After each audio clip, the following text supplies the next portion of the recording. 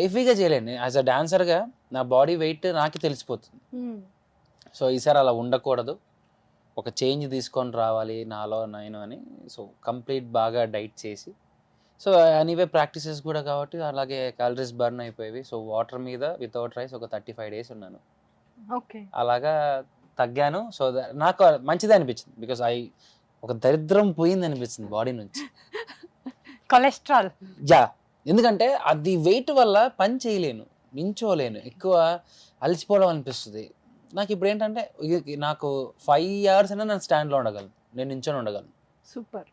అలాగా ఏదైనా confident levels ఉంటే చేయాలి. అక్కడ చేయాలని ట్రై చేస్తున్నాను. ఏది బిర్యానీ, పప్పన్నం అలా పెట్టిన ఇప్పుడు ఎలా ఉన్నారు మరి ఇంత స్లిమ్ గా? గ్రైండర్ వేరండి, మన గ్రైండర్ ఇంతే, ఆ గ్రైండర్ అంత పెద్దది, ఇలా అది చెప్పేస్తుంది ఏదన్నా సరే పిండే. కానీ మంచి ఫుడ్. పానీపూరీలు ఉంటాయి చూడండి రోడ్డు పక్కన. ఏమండి అలా అనకండి, అదే ఫేవరెట్ అసలు.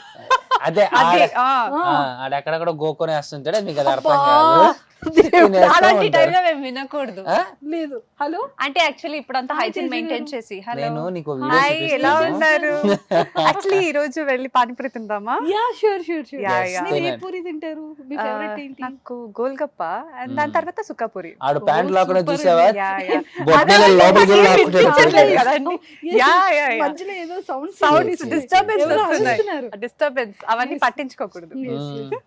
అమ్మాయి. ఆడ ఇలా అనుకో ఉల్లిపాయలు ఎత్తండి పడుకొని తేజు గారు